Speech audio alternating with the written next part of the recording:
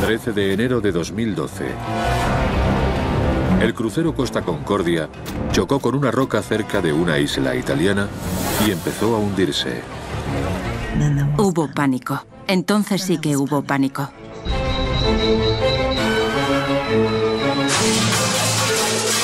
Salgan por la otra puerta, por favor. Fue el mayor naufragio de pasajeros de la historia. Un año después, nos ponemos al día con la investigación. No nos vamos a hundir, no lo haremos. Para arrojar nueva luz sobre los escalofriantes acontecimientos de aquella noche fatídica.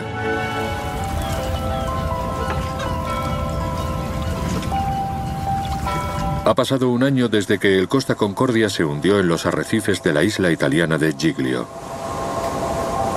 Hoy está en marcha una gran operación para reflotar el barco.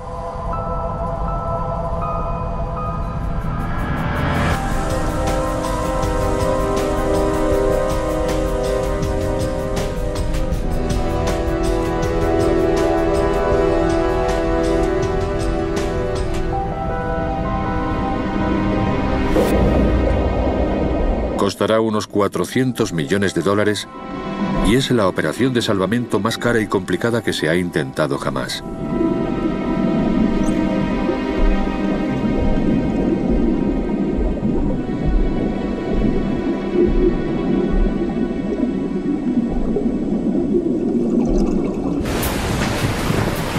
En los días posteriores al desastre, la policía militar italiana recuperó un disco duro del puente del barco.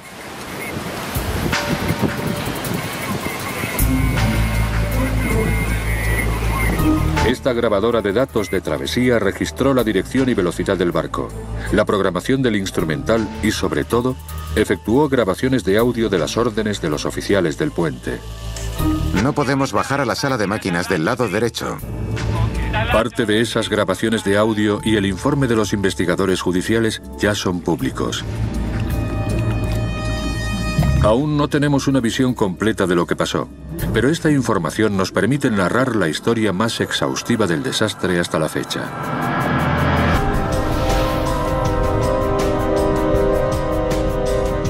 Bahía de Civitavecchia, Roma, 5 de la tarde, viernes 13 de enero de 2012.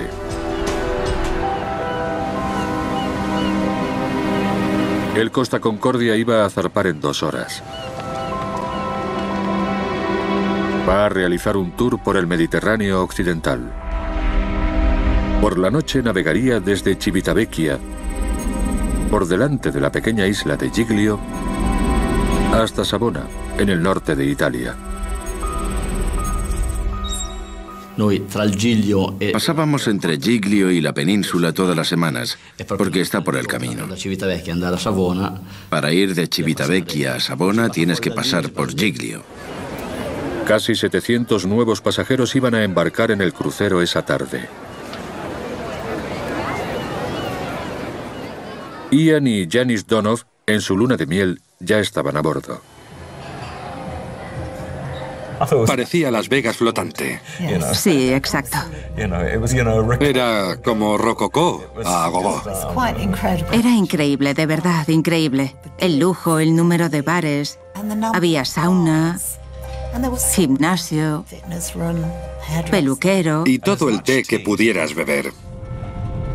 El Costa Concordia era uno de los mayores cruceros de Europa.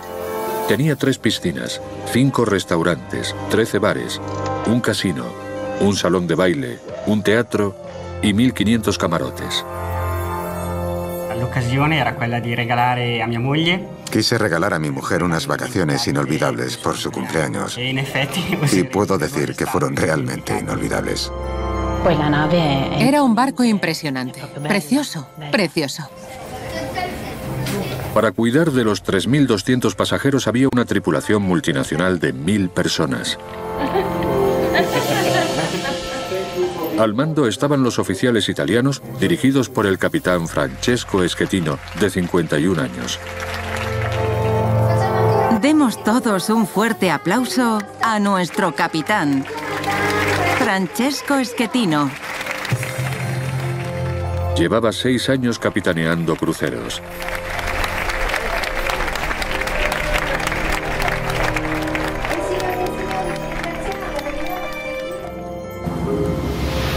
A las 6:27 de la tarde, el capitán Schettino estaba en el puente.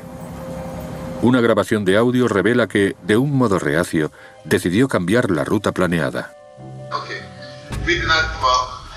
Muy bien, comprueba la velocidad que necesitamos para salir de aquí y luego iremos a Giglio. Vamos y saludamos a Giglio. Sí, está a 50 kilómetros. Tenemos que pasar por la maldita Giglio.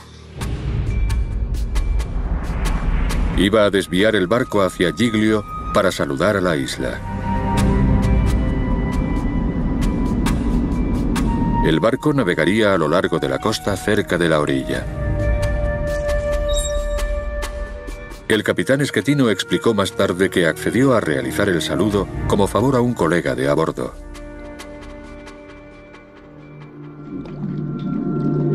Tras el desastre, la policía militar italiana recuperó la carta que empleó la tripulación para planear la ruta. Según el informe de los investigadores judiciales, era un mapa a pequeña escala, no válida para trazar una ruta tan cercana a la costa.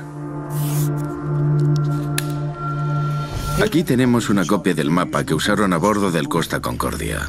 Como ven, no muestra un alto grado de detalle. Deberían haber usado uno de mayor escala que mostrase con claridad los peñones, el puerto y cualquier peligro de las aguas cercanas. Tras el desastre, el capitán Schettino dijo que no vio la roca porque no estaba marcada en el mapa. Este mapa a mayor escala muestra los afloramientos de rocas, incluida la pequeña roca con la que chocó el Concordia. Como la isla no estaba en el itinerario original del barco, no era necesario llevar un mapa detallado a bordo.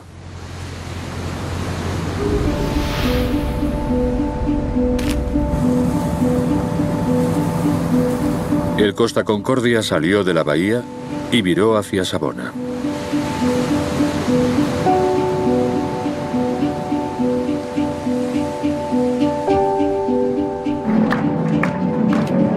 A bordo el ambiente era distendido. 9:04 de la noche. El informe judicial indica que el piloto automático giró el barco hacia la isla de Giglio.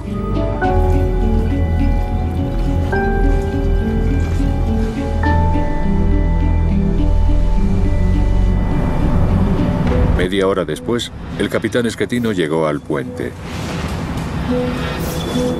Unos pocos invitados habían acudido a presenciar el saludo.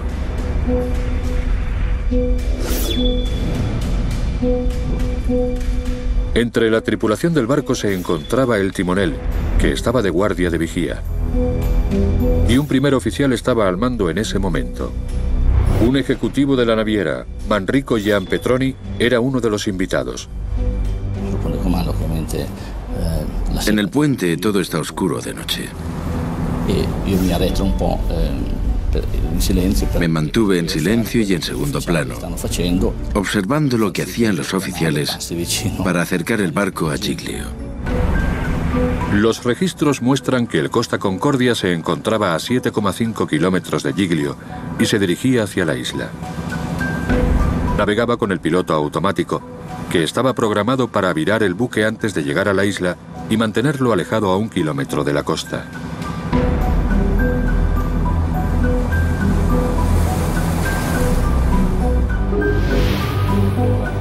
El informe de los investigadores explica que, para navegar cerca de la costa, la tripulación cambió del piloto automático al control manual. Timón manual.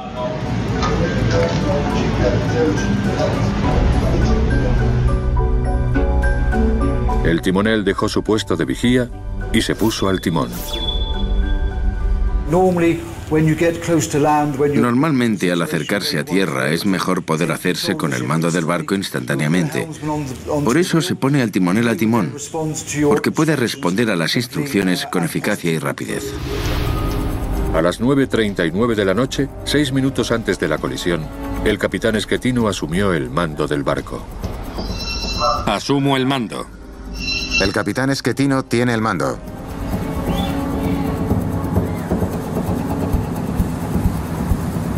El barco ya estaba a 2,5 kilómetros de Giglio.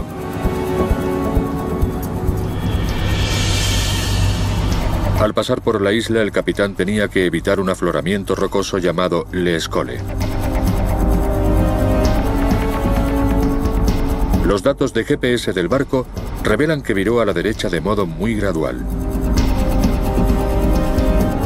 A lo largo de los 3 minutos siguientes, el capitán ajustó varias veces la trayectoria del barco. Las grabaciones del puente revelan que el timonel indonesio no siempre comprendía las órdenes del capitán. 3-4-0. 3-5-0. 3-5-0, de lo contrario encallaremos en las rocas. La tripulación parecía inconsciente de lo cerca que estaba del peligro. A las 9:44 de la noche, un minuto antes del impacto, el barco estaba a 450 metros de las rocas de Les Colle. La pequeña roca más cercana al barco estaba demasiado por debajo del agua y no aparecía en la pantalla del radar. Nadie notó el peligro durante 20 segundos. Cuando el capitán vio la roca, intentó alejarse de inmediato. Esta es la grabación real del puente de lo que sucedió a continuación. Todo a estribor. Todo a estribor. Al girar bruscamente a la derecha, evitaron que la proa rozase el arrecife. Pero la proa del barco se dirigió hacia él. Schettino ordenó que enderezasen el timón. Centrado. Centrado. Y luego girasen a la izquierda. 20 a babor. 20 a babor. Pero la grabadora de datos de travesía indica que el timonel tardó casi 13 segundos en responder a esa segunda orden. Todo a babor. Todo a babor. La maniobra debería haber alejado la proa de las rocas, pero era demasiado tarde. Cuando siamo quasi vicini all'isola, mi sono accostato sulla... Cuando estábamos muy cerca de la isla, me acerqué al lado izquierdo del barco para ver mejor el panorama. E mi sono accorto che la nave era evidentemente... Me di cuenta de que estábamos al lado de la roca. Il mio collega che era lì vicino, Así que le dije a mi compañero que nos habíamos acercado demasiado.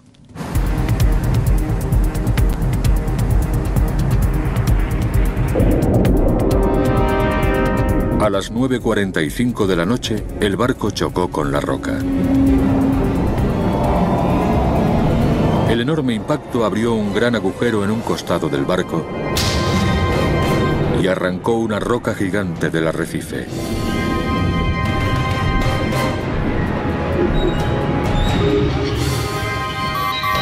Segundos después, sonaron las alarmas del timón, las bombas y el motor principal. Estaba a punto de comenzar la pesadilla para los pasajeros y la tripulación. Un año después de la tragedia, el Costa Concordia sigue varado en la isla de Giglio. Los tribunales aún no se han pronunciado sobre la posible negligencia, pero la información de la investigación en curso nos proporciona una visión de los sucesos de esa noche. Tras chocar con la roca, el Costa Concordia flotó durante 1 hora antes de hundirse. Durante ese periodo no se lanzó ningún bote salvavidas. Una pregunta clave para los investigadores es por qué se tardó tanto en abandonar el barco. Salgan por la otra puerta, por favor.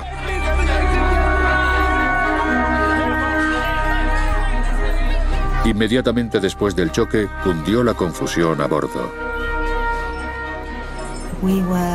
Estábamos en el teatro viendo un espectáculo de magia. Hubo un gran estruendo. Y como dice mi marido, el mago desapareció. Salió corriendo y no formaba parte de su actuación. La gente empezó a salir del teatro a toda prisa. En el puente, la tripulación no podía creer lo que estaba pasando. Appena abbiamo preso lo scoglio, cioè appena ci siamo incagliati lì, Cuando chocamos con la roca, nadie podía creérselo. Me dije, no puede ser verdad. Es un mal sueño, una pesadilla. Era un barco tan hermoso, técnicamente perfecto, que podía navegar solo. Era increíble e inconcebible pensar que podía haber sufrido un accidente como ese. En ese momento se desconocía el alcance de los daños.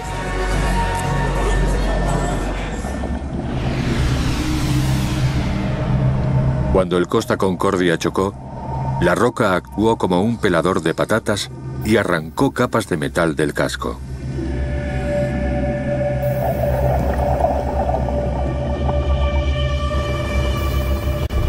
Dejó un enorme agujero de 53 metros en una parte vital del barco.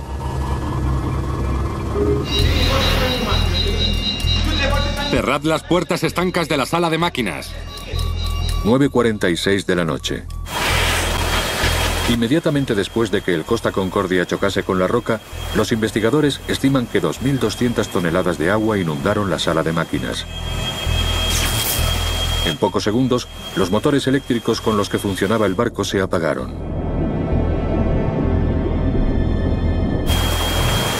El agua también entró en la parte trasera de la sala de máquinas e inundó 3 de los generadores de electricidad del barco. Poco después, el agua alcanzó la parte delantera de la sala de máquinas y paralizó los 3 generadores que quedaban. Cuando sonó la alarma del puente, se hizo patente que el barco había chocado con una roca. Dime. Hola, ¿cómo está la sala de máquinas? ¿Qué cómo está? Hemos chocado, colegas, hemos chocado. Encended el panel de emergencia, activad las bombas. El equipo del puente tuvo que averiguar si el barco podría mantenerse a flote. Parte de la tripulación acudió rápidamente para inspeccionar los daños. Entonces reaccioné y bajé a la parte reservada a la tripulación, por donde creía que el barco había chocado con la roca.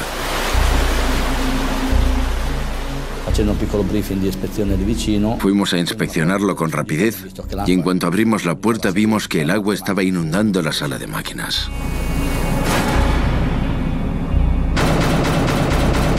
El casco del Costa Concordia estaba dividido en compartimentos estancos. Limitaban la cantidad de agua que podía entrar si había una fuga. Si 2 compartimentos adyacentes se inundaban, el barco podía seguir flotando. Pero si se inundaban 3, lo probable era que el barco volcase.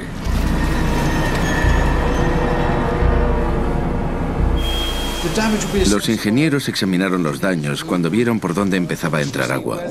Luego intentaron evaluar el alcance de los daños, de proa a popa, qué compartimentos seguían secos, cuáles estaban inundados, y transmitieron esa información al puente. El agua estaba inundando 3 compartimentos adyacentes del Concordia. Pero el informe de los investigadores indica que los oficiales del puente tardaron un rato en reconocer el pleno alcance de la inundación. No estaban asustados, pero sí muy preocupados, porque todavía no se habían dado cuenta de lo que estaba pasando. Al mismo tiempo había habido un apagón en el barco, porque la cantidad de agua que estaba inundando el barco había apagado los motores instantáneamente. ¡Activad las bombas! 4 minutos y medio después del impacto, el capitán Schettino habló con el ingeniero jefe. ¡Activad las bombas! ¿Ha entrado agua? Sí, por el lado de estribor. Voy a ir a verlo. ¿Por dónde? ¿En el lado de estribor? Por el motor. ¿Hay mucha agua? Hay mucha agua, no se puede bajar. Tendremos que bajar por otro lado. Un momento. El choque había inutilizado las bombas del barco. No había forma de controlar la inundación y la situación se convirtió en una emergencia.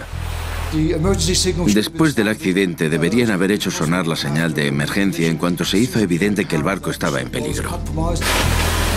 Cuando el agua entró a borbotones por la brecha del casco, el barco empezó a escorarse a la izquierda.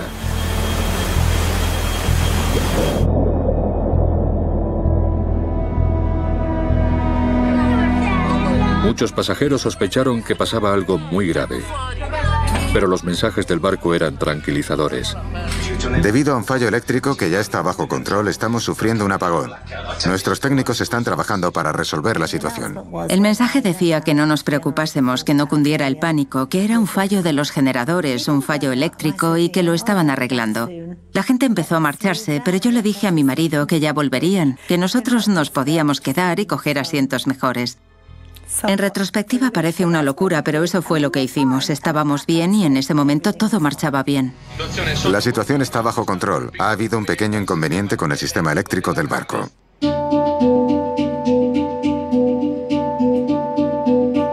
El capitán Schettino llamó por teléfono al centro de crisis de la flota de costa en tierra.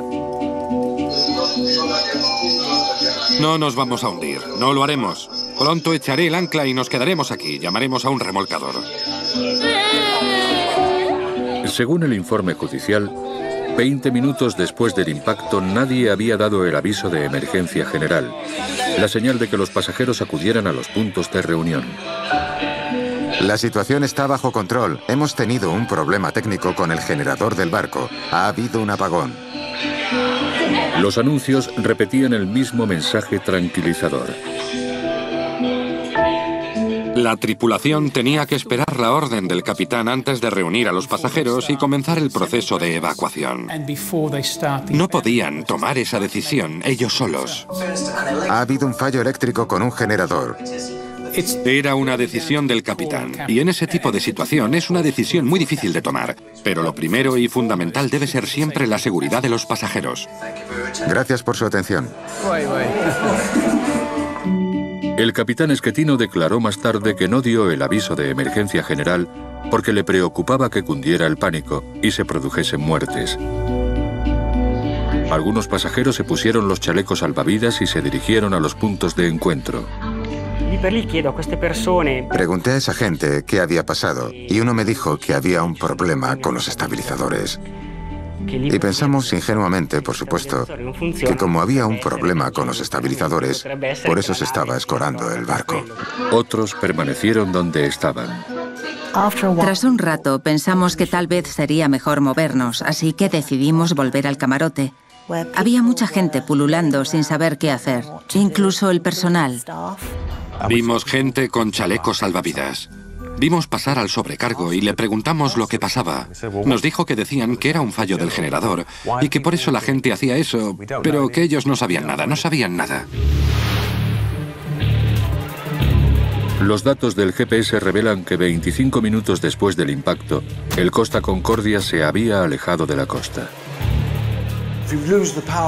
Si habían perdido la potencia en las hélices y el timón estaba atascado, no había forma de controlar el barco después de lo que había pasado. Si el barco volcaba allí, en aguas frías y profundas, sería una catástrofe. Pero el viento intervino a favor del destino del Concordia. Los timones del motor estaban atascados a la derecha y lo giraron en la dirección del viento. El viento empujó la estructura de 14 pisos de altura y redujo la inclinación. Además, permitió la entrada de más agua en la parte inferior, hasta que gradualmente el barco se enderezó. Hubo un momento en que el barco se enderezó. Nos miramos y nos dijimos, ¿lo ves? Lo han arreglado. Fue una pena que no se parase allí, porque enseguida empezó a escorarse hacia el otro lado. Pero entonces, cuando el agua inundó la otra parte del barco, empezó a escorarlo hacia el lado opuesto. Y el viento empujó al Costa Concordia de nuevo hacia la isla. El barco empezó a escorarse hacia el otro lado. Recuerdo que en ese momento pensé que por qué un fallo de un generador causaría que el barco se escorase a un lado u otro. 39 minutos después del impacto, según el informe de los investigadores, Schettino ya era consciente de que había 3 compartimentos inundados.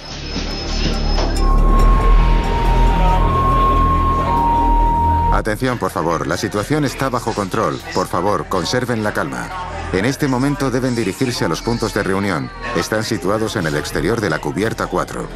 A las 10:33 de la noche, la tripulación hizo sonar la alarma de emergencia general.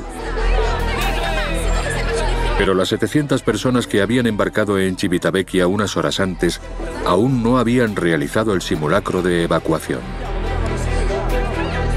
Las normas indican que se debe realizar en las 24 horas posteriores al embarque, y no estaba programado hasta el día siguiente.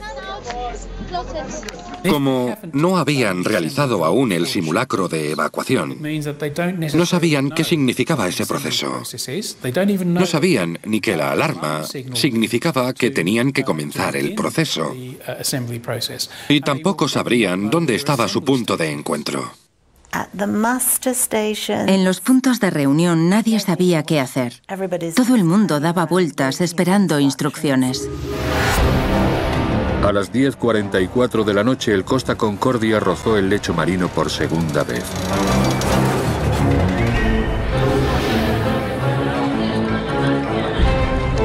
Cuando tocó fondo, el capitán dio la orden de evacuar el barco.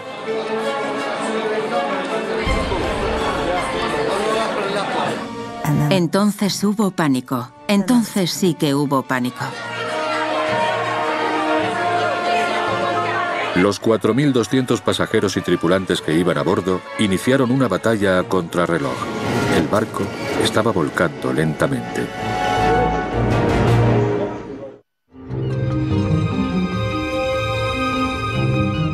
En el año transcurrido desde que el Costa Concordia chocó con el arrecife y se hundió, los investigadores judiciales han revisado miles de pruebas.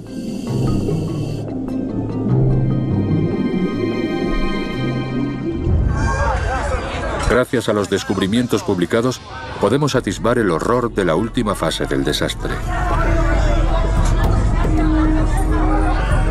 Cuando los pasajeros huyeron del barco, la evacuación se tornó en tragedia. 10:58 de la noche, 1 hora y 13 minutos después del impacto. En las cubiertas del Costa Concordia, 4.200 personas estaban abandonando el barco. Fue una de las mayores evacuaciones marítimas de la historia. Pero no todo el mundo salió vivo del barco. Fue una carrera a contrarreloj.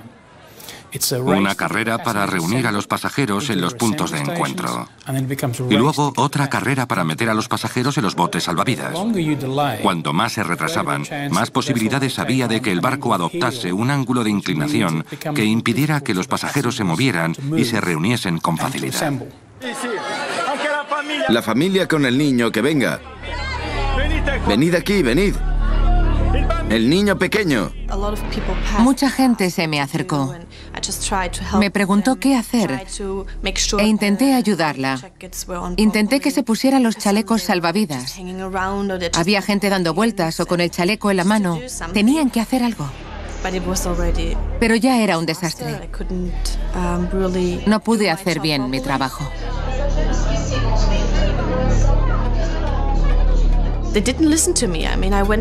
No me hacían caso. Les dije que tenían que hacer cola y conservar la calma. Pero la situación ya estaba tan descontrolada que no me hacían caso. Es difícil saber por qué no empezó antes el proceso de evacuación. Es difícil arriar los botes salvavidas cuando el barco todavía se está moviendo. A lo mejor el capitán decidió varar el barco. Y por eso no era apropiado arriar los botes, pero cuesta saberlo. El barco estaba escorado 20 grados a la derecha. La tripulación de ese lado comenzó a arriar los botes salvavidas. En la mayoría cabían unos 150 pasajeros. Todos los botes de este lado se arriaron. En el lado izquierdo la historia fue distinta.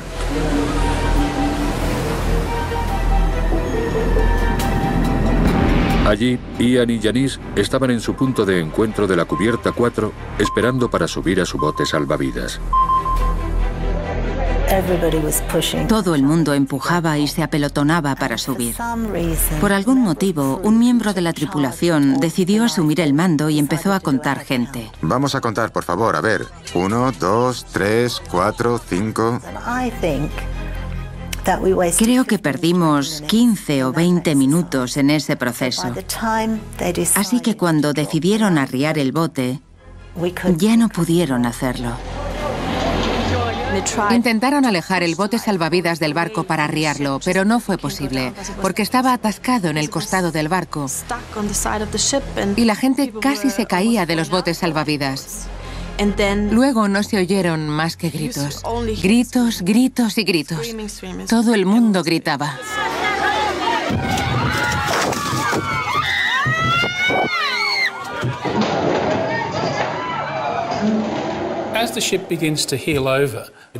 Cuando el barco empezó a escorarse, era peligroso arriar los botes porque rozaban contra el costado del casco. Con una inclinación de 20 grados, no es posible arriar botes por ningún lado. Por el lado izquierdo, que estaba elevado, la tripulación no pudo arriar 3 de los 13 botes. El capitán Schettino defendió más tarde su decisión de retrasar el abandono del barco, diciendo que habría sido peligroso mientras el barco se movía hacia aguas más profundas, y que era más seguro hacerlo más cerca de la costa. 11:40 de la noche. Todavía quedaban varios cientos de pasajeros y tripulantes a bordo. Pero el barco estaba demasiado inclinado para arriar más botes. El barco había tocado fondo a 300 metros de la bahía de Giglio Porto, a donde llegaron los supervivientes en los botes que se habían conseguido arriar. Hablé con el segundo del capitán, que me dijo que los primeros botes salvavidas habían llegado a la costa e iban a volver. Me preguntó si podía trasladar a los pasajeros de babor, del lado que sobresalía más del agua, hacia estribor.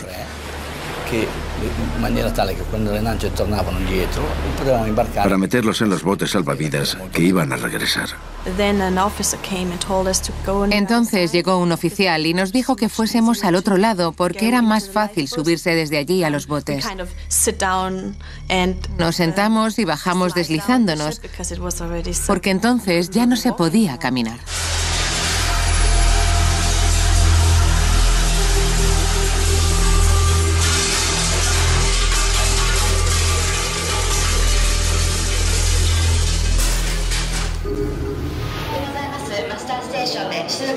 Para los que seguían en el Costa Concordia, la situación se estaba deteriorando.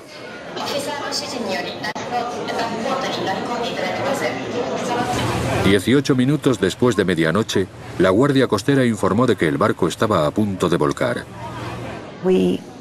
Nos salimos al bote. La cubierta ya estaba en un ángulo así. Así que nos salíamos del bote y nos caíamos por la pared de ese lado.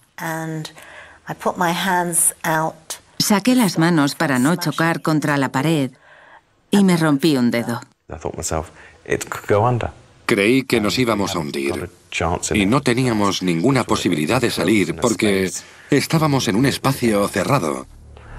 Fue entonces cuando pensamos que ese podía ser el final. Era enero y el mar estaba gélido. En la parte baja del lado derecho del barco a los pasajeros solo les quedó una opción.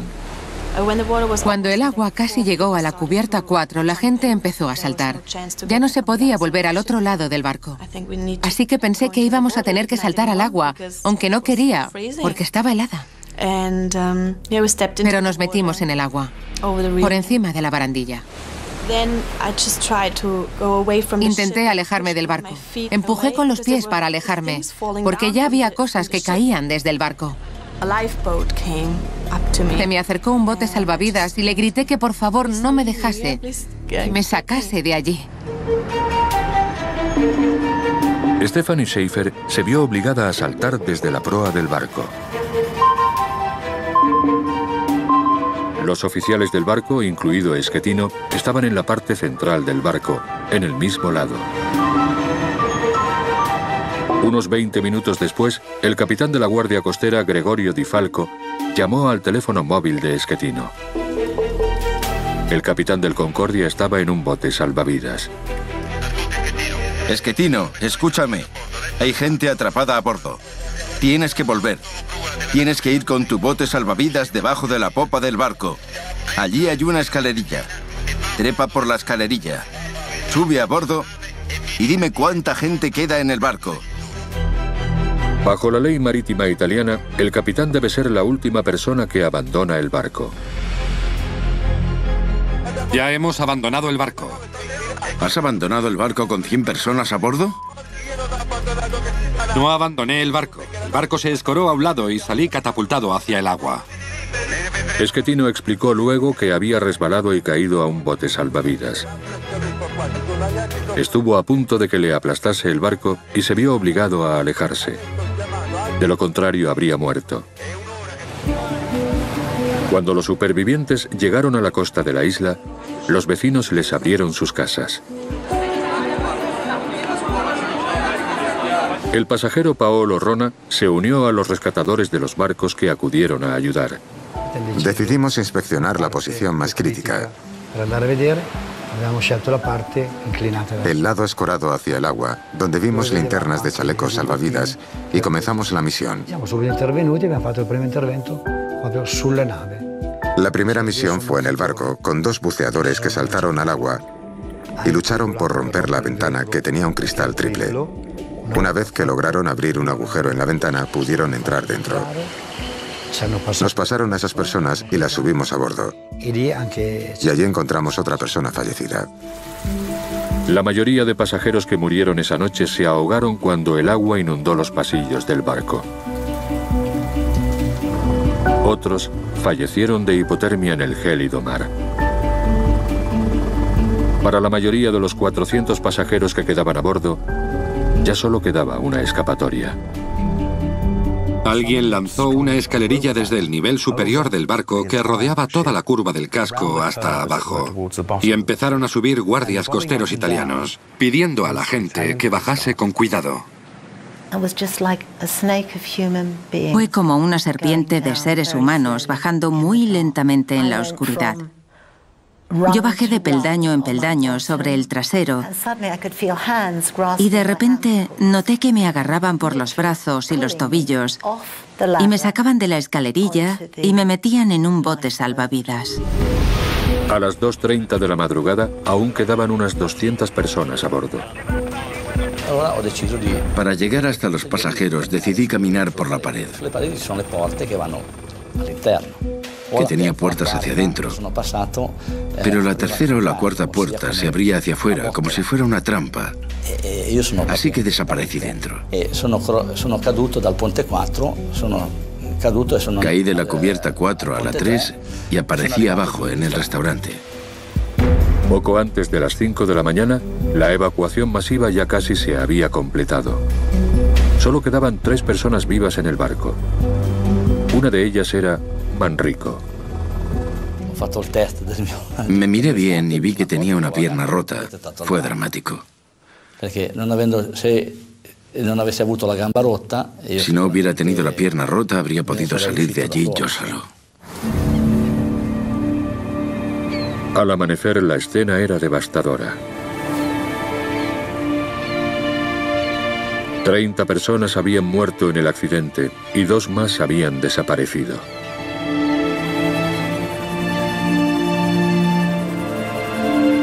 ...36 horas después del choque, Manrico fue la última persona rescatada del Costa Concordia por vía aérea. Para sobrevivir, lo que más cuenta es el estado mental y la voluntad de vivir. La voluntad de salir y vivir. Para los supervivientes, la tragedia había terminado. Pero para el Costa Concordia no era el final de la historia. En la actualidad está en marcha una gran operación para sacar el barco de las rocas. Pero en la carrera para reflotar el barco antes de la temporada turística veraniega, los ingenieros se han topado con un obstáculo inesperado.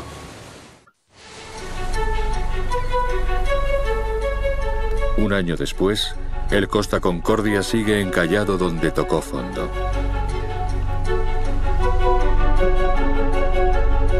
Rescatar el barco ha resultado un reto mayor de lo esperado. Yace en una zona de una belleza natural extraordinaria. Corales espectaculares y especies marinas muy raras atraen a los buceadores a Giglio e impulsan la economía isleña.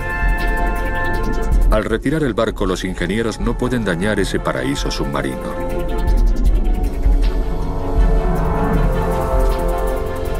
Es un reto formidable para el jefe de proyecto del equipo de rescate. Nadie habría escogido este lugar para este tipo de proyecto porque es un lugar difícil. Hay que perforar en el granito, las laderas están inclinadas y hay que conservar el paraje. Es un paraje natural.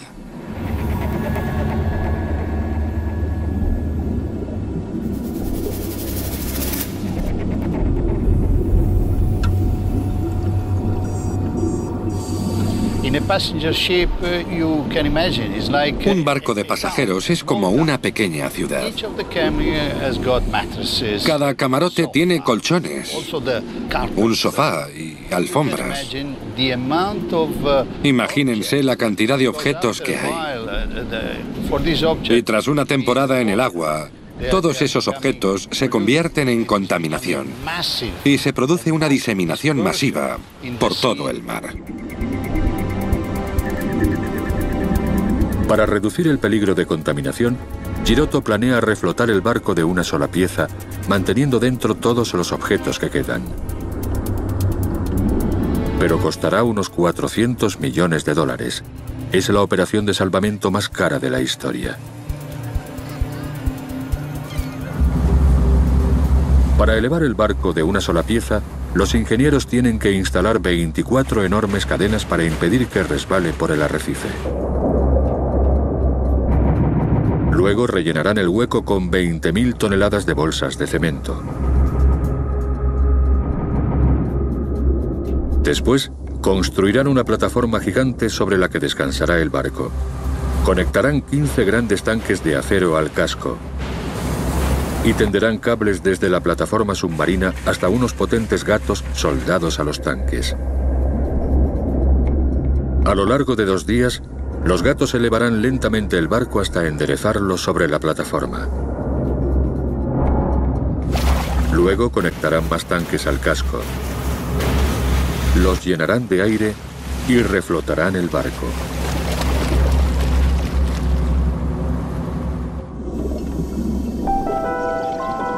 Solo existe una pega. El barco se hundió encima de una de las especies en peligro de Europa.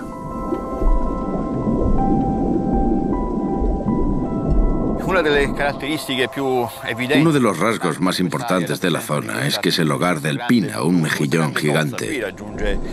Aquí llega a alcanzar dimensiones de entre 60 y 80 centímetros de largo. Está desapareciendo de las costas italianas y de todo el Mediterráneo. Para retirar el barco, primero tienen que rescatar a los mejillones.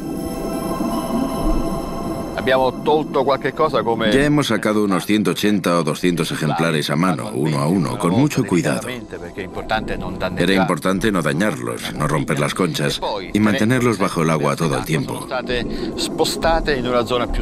Los trasladamos a una zona segura, lejos de las obras, a una zona protegida. Ahora el equipo de rescate puede empezar a construir la infraestructura que necesita para reflotar el barco. La operación durará más de un año. El espíritu del proyecto es que cuando acabemos nos tendremos que llevar todo lo que hayamos necesitado. El objetivo es que la zona quede tal y como estaba antes del accidente. Cuando se haya reflotado, el Costa Concordia será desguazado. El objetivo de la operación de salvamento es eliminar todo rastro del barco, pero el legado de la tragedia perdurará. Ahora los cruceros realizan simulacros de emergencia antes de salir del puerto. Y las autoridades italianas han prohibido los saludos cerca de la costa.